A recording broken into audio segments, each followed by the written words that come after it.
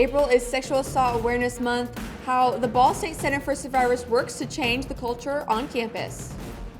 A record number of anti-LGBTQ bills were introduced across the U.S. A new tool in the fight against RSV could be soon on the way.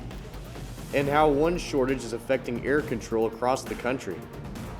A big warm-up as we head into Easter weekend. I'll let you know just how warm it is coming up. Delaware County's only live television newscast from Ball State University's Unified Media Newsroom. You're watching NewsLink Indiana. Good evening. Thanks for being with us. I'm Connor Simpson. And I'm Libby Kleemeyer. The month of April is dedicated to Sexual Assault Awareness Month. NewsLink Indiana's Madeline Kerr is here to tell us more about the programs at Ball State going on this month. Thank you, Connor and Libby. As you said, April is Sexual Assault Awareness Month, and putting a spotlight on sexual assault and violence is especially important on college campuses. According to the nation's largest anti-sexual violence organization, RAINN, college students aged 18 to 24 are more likely to experience sexual violence, women 3 times more likely, and men 5 times more likely. In fact, 13% of all college students experience rape or sexual assault, but only about 1 in 5 college-age female survivors received assistance from a victim services agency.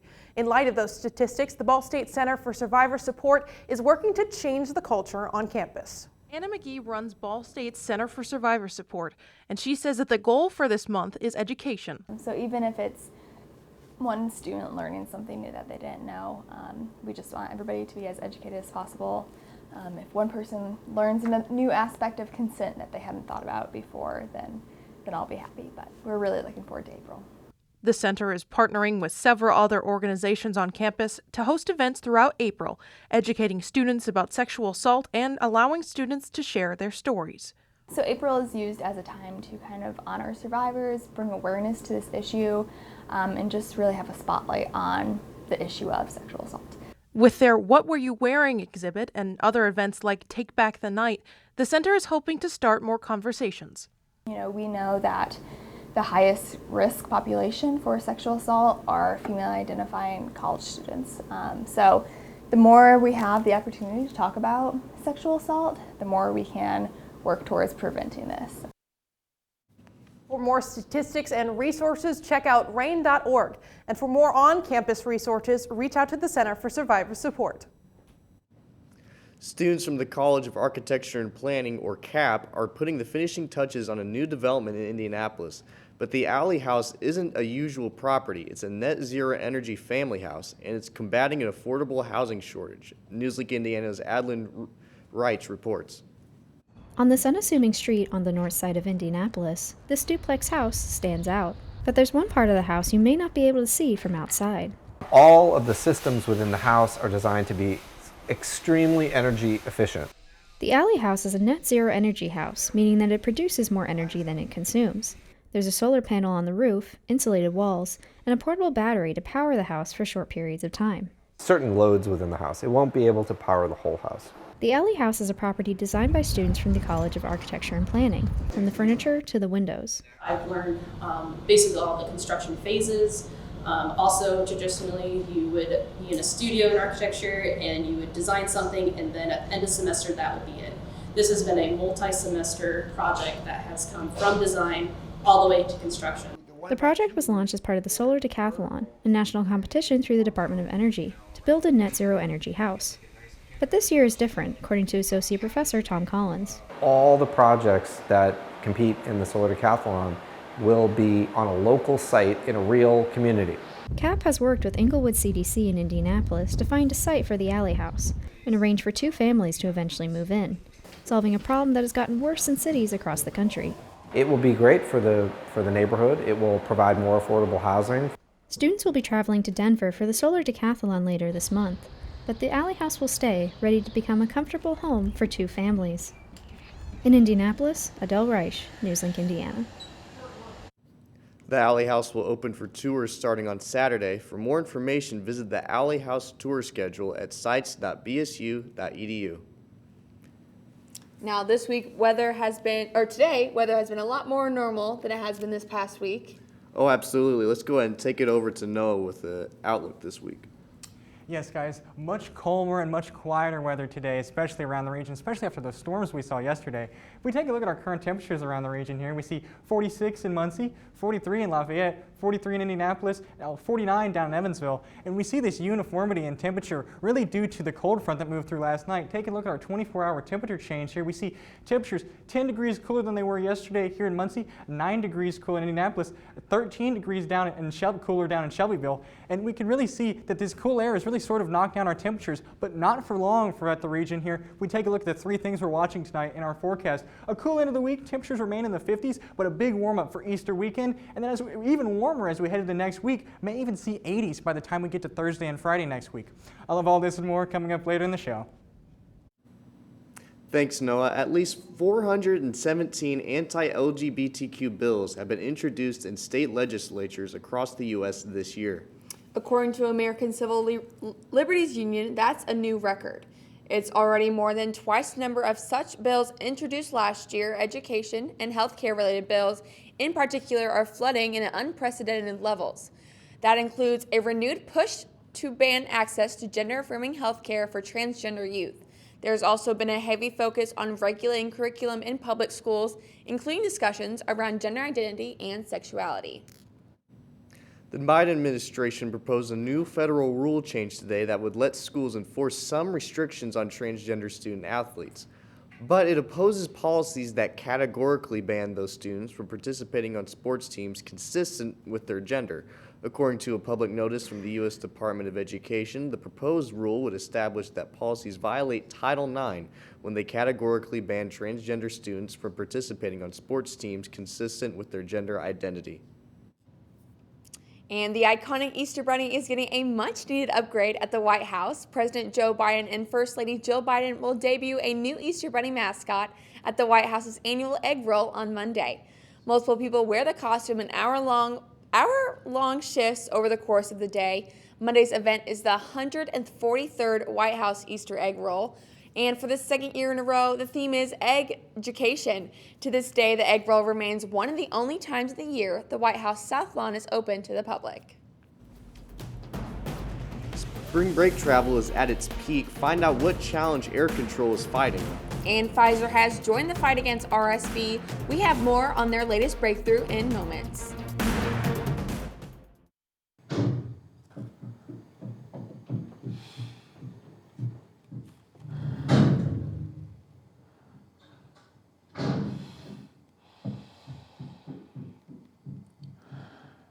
I love you!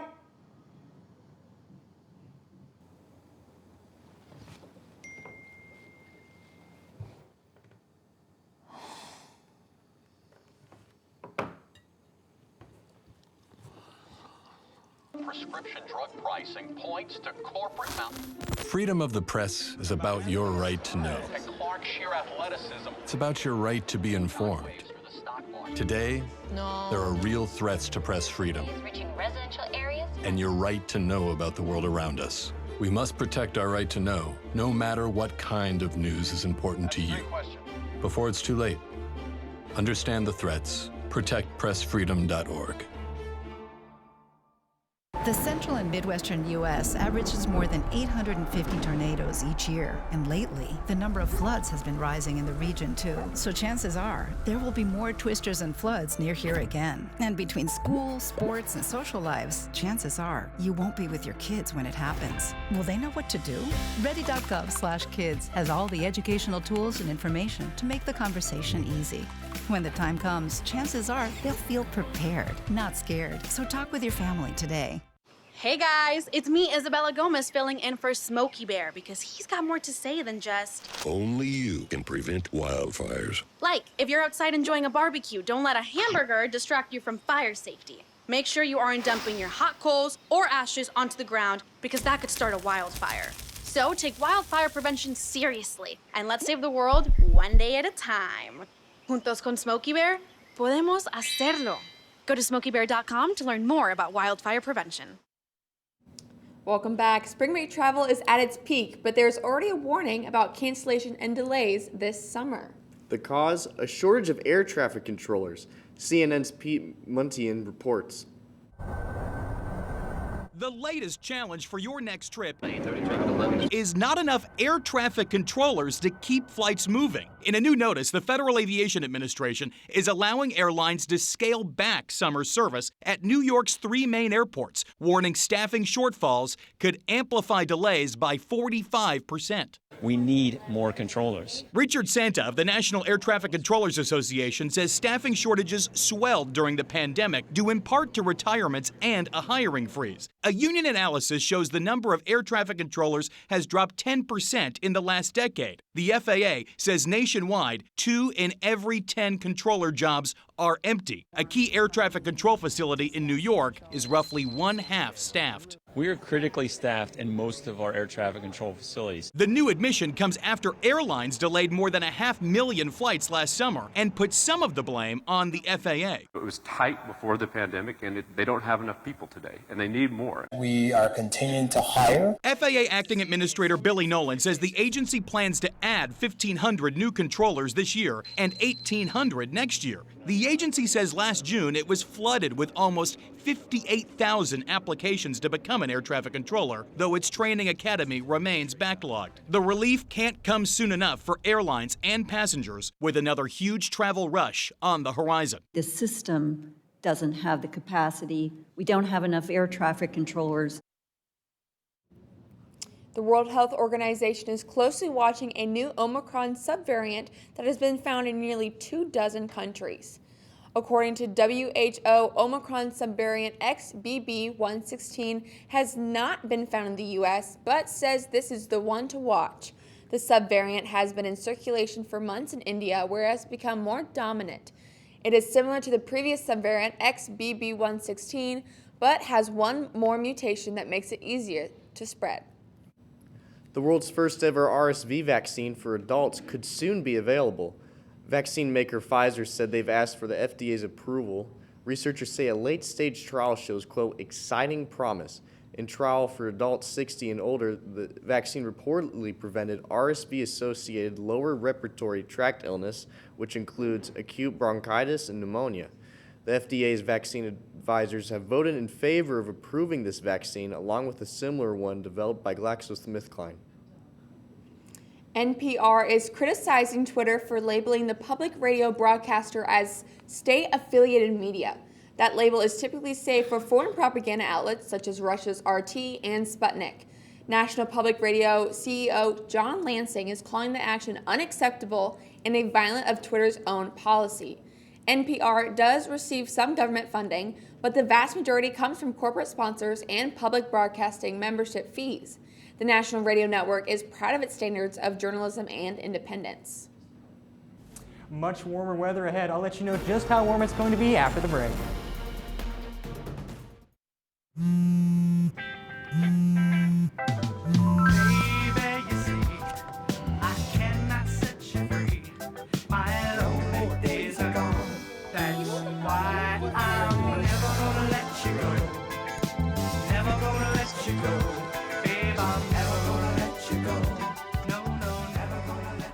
Here you go. Thank you. Thank you.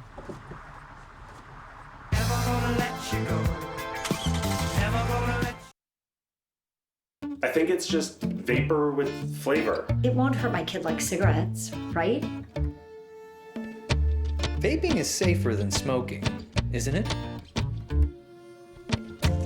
There's really not even that much nicotine in them, right? My kid? My kid knows it's dangerous.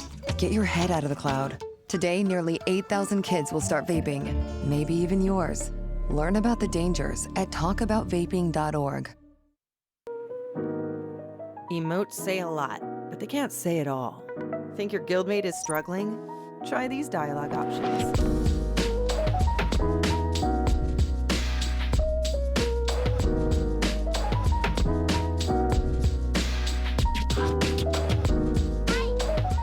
Go beyond emotes. Check in with your guildmates at seizetheawkward.org.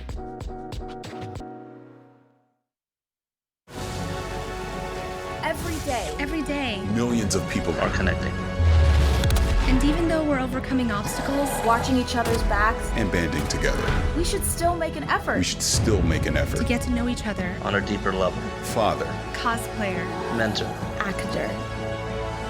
It's time we take a step forward. It's time we take a step forward. Come together and discover how accepting our differences can make us stronger. Welcome back. You're taking a live look at Cooper Science Building, and it's a little bit quiet right now, just like it was today.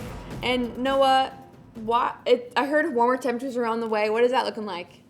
Much calmer and much cooler weather, especially as we head into the next couple of days. If we take a look at our current temperatures around the region here, 46 in Muncie, 43 in Indianapolis, 43 in Lafayette, all the way down to 49 here in Evansville.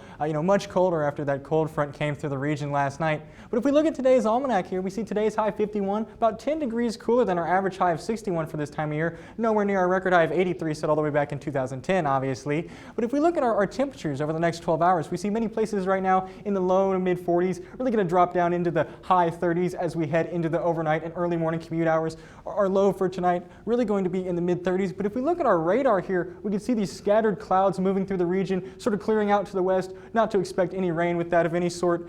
Just going to be sort of a cloudy night ahead. Mostly cloudy tonight, low of 35. Winds are going to be out of the west, northwest at 5 to 10 miles an hour. Really just going to be sort of a clean night out there. No rain to worry about or nothing like that. Tomorrow, mostly sunny. A high a few degrees warmer than it was today. High of 54. Winds out of the east-northeast at 5 to 10 miles an hour.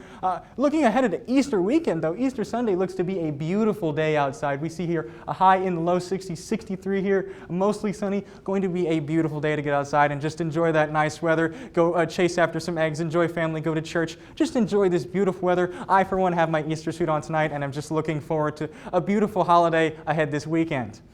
Looking ahead, though, these warmer temperatures we see this weekend may actually be the sign of something prolonged throughout our region. If we look at our 6 to 10 day temperature outlook issued by the CPC here, we see our area highlighted in that dark red region, April 12th through the 16th, really looks to be higher probability of having above average temperatures for this time of year. So I wouldn't be surprised to see these 60s, 70s, and maybe even a few 80s stick around as we head further into the work week. Now, speaking of 80 degrees itself, the last 80-degree day we had here in Muncie all the way back on September 21st, 2022, when we got all the way up to 94 degrees. That was 197 days ago. So it's been almost a half a year since we've seen temperatures this warm. And obviously, while I wouldn't expect anything as high as 94, I wouldn't be surprised to see a few 80s as we head later into the week. Now, looking ahead at our 7-day forecast here, we see Friday 54, Saturday 58, still lingering in those mid-50s. As we get into Sunday, 63, Monday 65, Tuesday 68. Temperatures really warming up as we head into the 7-day forecast. And then we get into the extended period, Wednesday and Thursday. See 64 here on Wednesday, 68 on Thursday, and wouldn't be surprised to see some 80s, especially as we head into the end of the work week. So really just going to be a beautiful week out there. We're finally getting a taste of spring. Yeah, and I'm loving that. Finally good to see things warm up. I'm very happy to finally go outside and finally start enjoying the weather. Exactly. We've had a taste of it, especially with the 70s here and there, but this is going to be our first prolonged, week of temperatures where it's going to actually feel like April. Right. It's going to be a perfect weekend with the perfect weather and hanging out with family and just enjoying our time there. Mm-hmm. So thank you very much, Noah. Now over to Dylan with sports. Thanks, Libby. One Ball State's program's regular season is almost over, and there's a new sports club here at Ball State. Find out more next in sports. Here's your sandwich, miss. Oh, thank you. And your burger. Awesome, thank you. And your bowl of boiling water, sir.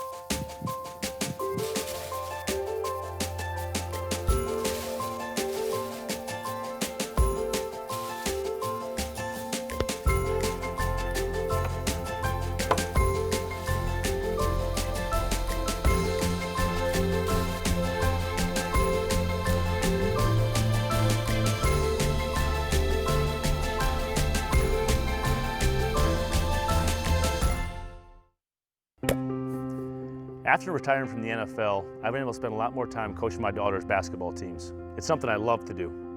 Through our games and our tournaments, we see all types of coaching, good and bad. And it begs the question, do we really know who's coaching our kids? Do they have the proper training and screening it would take for me to be comfortable with my daughters playing for that coach? Our Youth Basketball Association made the decision to use trusted coaches to screen and train all of our coaches. I'm a trusted coach. Are you? So if one cat has 4 kittens who reproduce every 6 months, how many cats will there be in 5 years? Who's got it? Is this... What is that? Seriously? Who threw that? Cats are terrible at math, but they sure do multiply. Please spay, neuter, and adopt. The solution is 10. Welcome back to NewsLink Indiana. I'm Dylan Selke with sports. Ball State men's volleyball takes on Loyola Chicago Ramblers tonight in Worthen Arena for their second to last matchup of the regular season. NewsLink Indiana's Reese Chapman comes to us live from Worthen Arena for an update on the matchup. Reese, what do you have for us? Tonight here at Worthen Arena. As Ball State came through with a 3-0 sweep against the number 10 ranked Loyola Chicago. A name they could not go without noticing tonight was Caleb Jennis with 11 kills and 5 digs. This was a very different matchup against the last game against Loyola, as this takes the Ball State Cardinals to a 5-game win streak as they gear up for the MIVA tournament next week after their last home match against Purdue Fort Wayne here at Worthen Arena. Live from Worthen Arena, this is Reese Chapman for NewsLink Indiana. Thanks, Reese. Club sports here at Ball State have been booming this year. A newly founded badminton club is a recent addition. NewsLink Indiana's Bryce Savage went out to practice to hear about the club. If badminton is your thing, this club is the place to be. Ball State Badminton Club has officially been formed, and anyone at any skill level is welcome. Founder Elaine Andrews explains the process she went through to form the club. So it was really hard to get it started. It was never done before at Ball State, so you had to go through a bunch of meetings. It was a 4-step process in making the NewsLink. I wanted to do it because I played badminton in high school, and when I came here, I went to the activity fair the first week of school and an open house, and they're yeah, we don't have one. So it kind of made me sad. And I was I want to have other people play it, and I want to play it too, and have my friends join me, so I decided to create it. Not only is this an environment to play, but gives you an opportunity for more. I really enjoy being here because I get to meet new people. Nobody's in my major here, so you get to meet new people who love the sport that you do, and it just gives kind of a break from your typical school homework, and just kind of gives you a break from the daily life. Using this club as a chance to grow is at the forefront of participation. I would like to be able to compete with other people, go against other schools, and just be able to get my skills be better, because I have only played recreationally, not competitively, so this brings a new outlook for my skills to get better. Involvement and an ambitious outlook is key for this club to get the chance to spread its wings and fly. Well, I hope it can grow a lot more because we have 12 here today. I hope that more people keep showing up and bringing friends and everything, and that the whole school kind of gets to know about it later, because it'd be so awesome to have a full gym playing, maybe compete against other schools. Yeah, I just hope it grows more in the future. Practices for BSU Badminton Club are on Wednesdays from 8 to 9:30 p.m. and Friday from 8 to 9 p.m. in the Recreation Center, room 141. Rackets and birdies are provided. In Muncie, Bryce Savage, NewsLink Indiana. Ball State baseball takes a trip down to South Carolina to take on the Citadel in the first of a 4-game series tonight. The Cardinals head into the matchup on fire with a 21-7 overall record on the season. In the opposing dugout, the Citadel sits at an even 14-14 on the year. That matchup comes to an end tonight as Ball State comes out on top 3-2 in the 10th inning. Ball State will take on the Citadel once again tomorrow at 1 p.m. in Charleston. And make sure you tune in tomorrow morning for Cardinal weather, where the whole crew faces off in a putt-off competition to see who can master their short game, just like the golfers in Augusta, Georgia. Libby, Connor, I know you're competing in that competition. I'm really excited to watch it tomorrow morning, as I've been excited to watch all of the Masters. How do you think you're going to do? I'm not a big golf person, but I have done some mini golf in the past. I'm doing all right, so we'll see. It's not that long. Big of a course, but hopefully we can do pretty well. Yeah, You said you've been watching it all day. How's it been going? It's been a blast. Really low scoring all day long. All the golfers are playing really good, but as it goes later into the next couple rounds, the rain is going to be pretty rough. The weather's going to be pretty rough. But Connor, have you been watching it at all? Are you excited at all? Back and forth. I unfortunately will not be there. I'll be going home this weekend. I will certainly, in its honor, play putt-putt at my local park. Absolutely, yeah. I love playing putt-putt. I haven't played for a really long time, but putt-putt is obviously really fun. I personally enjoy playing actual golf more. I've been playing it a ton last summer, and I'm going to do it again all of this summer. Libby, have you ever went golfing before? No, firstly, I've never went golfing, but I just will stick to my regular putt-putt activities and stay on the mini golf with the cool, hit it in the dragon's mouth or something. That's where I'll stay, Connor. Well, on the other hand, I am very excited to hear about how well our baseball team has been doing. I hope they do really well down in South Carolina. Absolutely. They just won the first game. 3 more games. Hopefully they can win all 3 of those too. That'd be great. Have you been watching any baseball, Libby? No, but they've been on a kick, so they've been doing really good. Thank you so much, Dylan. After the break, we'll take a look at our anchor picks.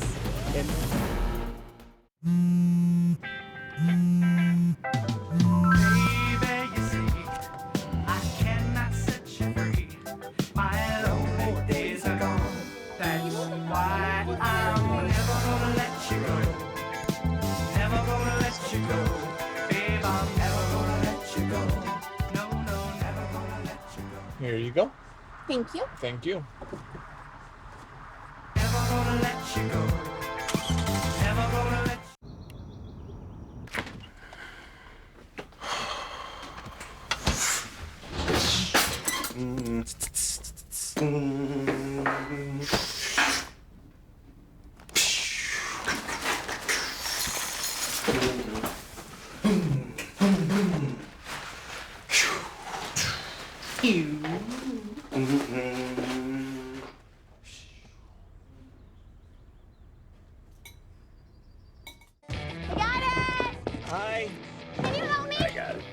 you. No problem.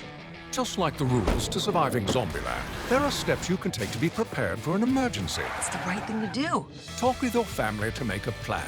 Look for safe areas to meet up if separated. And stock up on supplies. It's never too early to get prepared, so start now. Right now?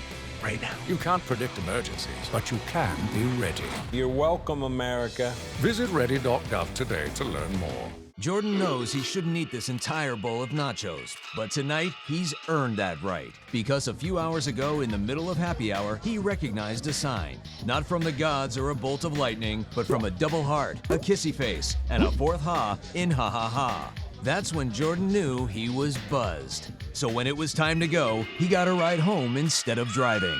Be a legend like Jordan. Recognize your buzzed warning signs and get a ride home. Buzz driving is drunk driving.